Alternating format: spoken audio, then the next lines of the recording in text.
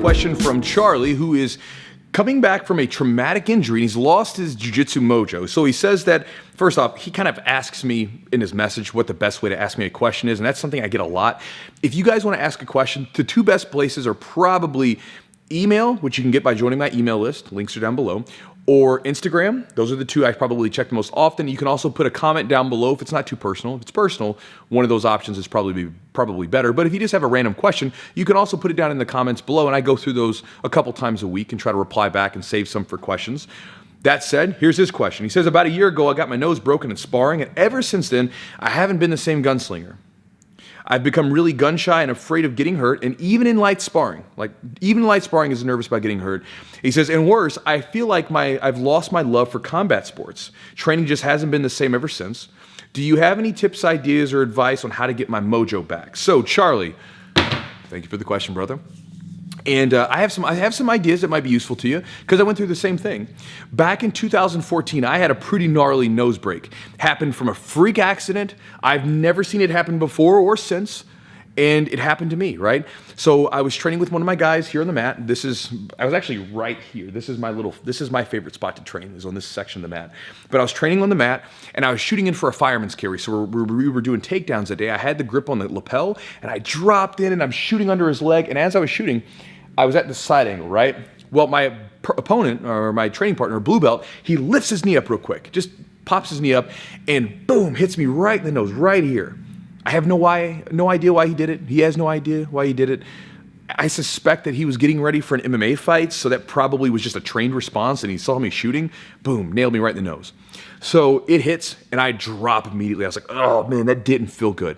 And if any of you guys have ever had anything break or any really bad injury, there's like a sixth sense in your body where your body's like, something's off, bro. So I'm laying there, and I feel terrible, and I lift up, and I can just see blood pooling into my hands, which isn't a good sign because I broke my nose a couple times when I was younger, and so it never really bleeds unless like something really rough happens to it. It doesn't bleed. So to have that much blood pooling in my hand, I knew something was up.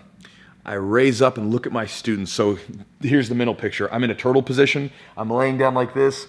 All my students are up against the wall waiting for their turn to get in to do the takedowns. And I lift up and turn to them. And then there was this collective, like sort of noise, and everybody like turned and cringed.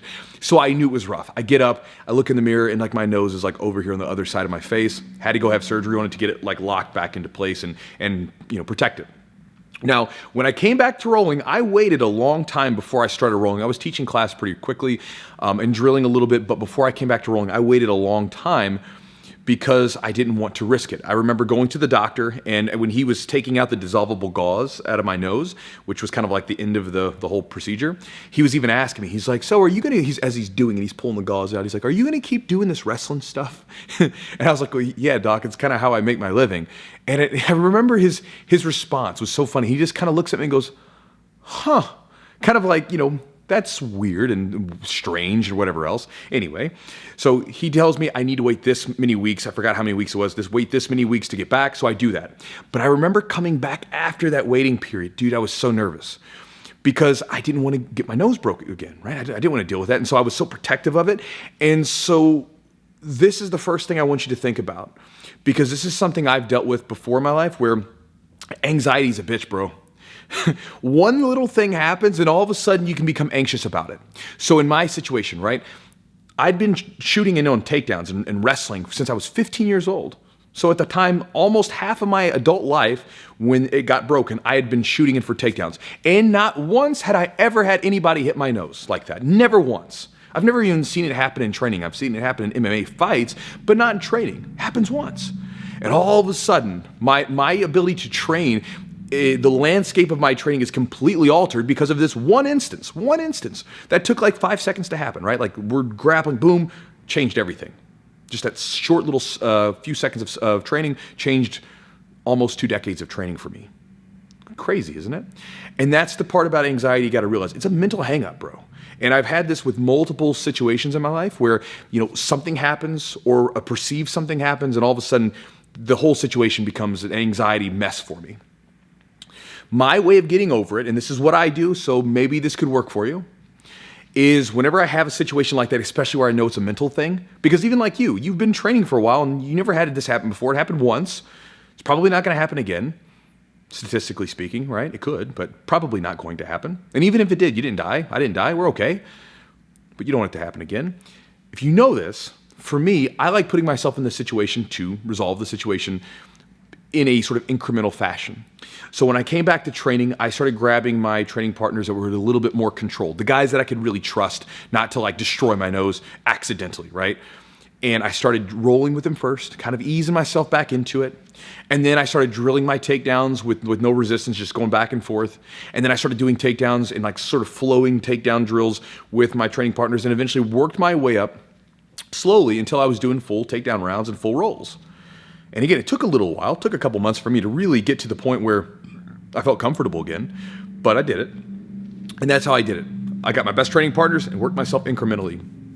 Also reminding myself, this is a mental hang-up. This is not a physical hang-up. This is not a thing that's always happening. It happened once. And that's the big thing. Understand those two things. Understand that it's an anxiety, mental issue. That's why you're hung up, and you understand this. Just remind yourself, how many times did you train? How many times have you seen other people train? How many other people have had that same issue? Probably not a lot. You might have been the only one, right? I was the only person I've ever seen that happen to.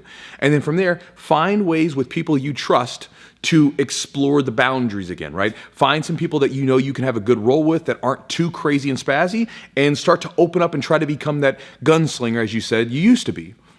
Because that's what I did, and it worked really well, and that's what I've done with pretty much any situation in my life that has created a lot of anxiety. That's what I do, right? Try to find the safest way possible for me to tiptoe into it, and then progressively keep working myself out.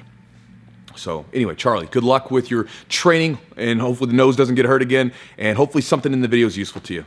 Guys, I'll talk to you next time.